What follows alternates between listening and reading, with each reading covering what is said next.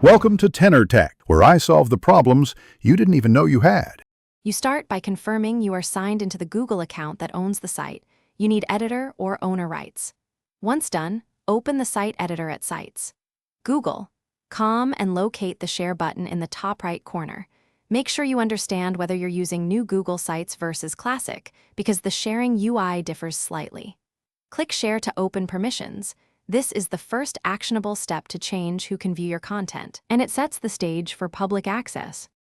Next, modify visibility to make your site public. In the Share dialog, choose Change under Link Sharing or Open Publish settings if you're using Classic sites. Then select the option labeled Anyone on the Internet can find and view or public on the web, so no sign-in is required. Make sure Viewer is selected unless you intend to allow edits. You should not give edit rights to the public. Save changes, copy the public link, and test it in an incognito window to verify. Finally, publish and confirm the web address so your changes go live. Hit publish and verify the URL. Once published, test in an incognito window and on mobile to ensure anyone can access the page without signing in. This confirms the permission change propagated. If visitors still see a permission error, check Domain or Google Workspace, admin settings for site sharing restrictions, and clear browser cache.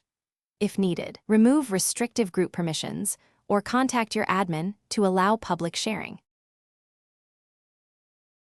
Thanks for watching. Subscribe to keep your life in tune.